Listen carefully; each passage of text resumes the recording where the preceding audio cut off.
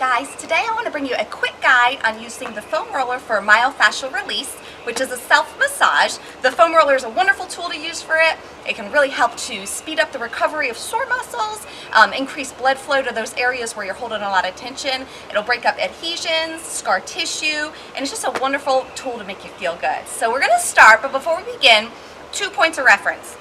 Never roll over the kneecaps, and never place the roller under your lower back because it will spaz out. So let's begin with the back, but start by sitting in front of the foam roller. Lean back into it and then take the hands behind the head. We're going to pull the elbows forward to expose more of the muscle, and then we're going to begin rolling up and down the spine. And we want to roll very slowly for the most effectiveness and so that we stay nice and safe. When you go too fast, you don't give your fascia enough time to break. So we want to make sure that we're doing it nice and slow to get the most out of this rolling session. When you foam roll, we should definitely feel, some people say it hurts so good. You should feel pain, but it shouldn't be unbearable. If it does feel unbearable, definitely stop and not roll today. So go all the way up into the neck if you feel like you want to. You can also drop the arms, maybe roll the chin from side to side. Good, we're gonna roll back up. All right, let's move on. We're gonna move on to the IT band. So the band that runs from the hip to the knee. So we're gonna come onto our side. Your top leg's your pushing leg, so you're gonna use that to roll back and forth. So you can either keep it behind the top leg or you can push it in front, whatever feels more comfortable for you. And we're gonna roll into the hip and then just right above the kneecap. Remember, we never wanna roll into the knees. Yes. Take your time. If there's ever a spot that you're like, oh my gosh, right there is where it hurts, stop for a minute, hang out, take a few breaths. Don't stay too long, but take a couple deep breaths and just allow that tension to break up.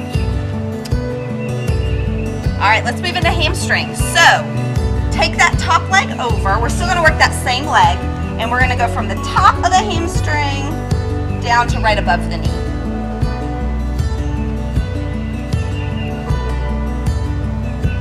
You can get a little into the inner thigh. You can rotate the toes over some, twist into the inner thigh area.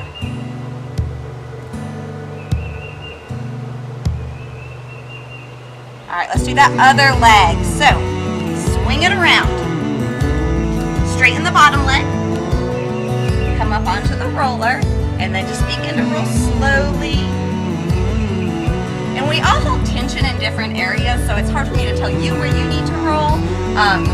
Just from repeated repetitions of certain exercises that we might do a lot of, or even just posture. Find a area that you feel like you need to roll and roll away. All right, let's flip it over to the hamstring. So take that foot over and roll the back of that leg. Take your time. Relax into it. We don't want to fight it. You can rotate those toes to get some inner thigh if you'd like, or stick with that hamstring if that's where you're tense today.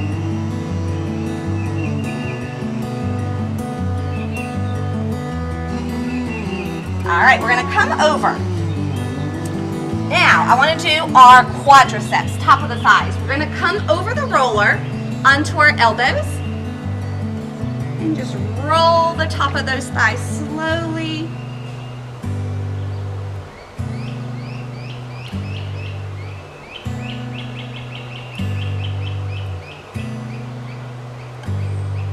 All right, guys, one more area to hit. I wanna get the shins.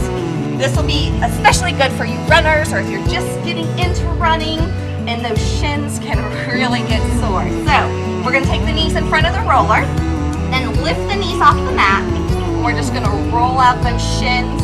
Be careful in this one not to get into those kneecaps, okay?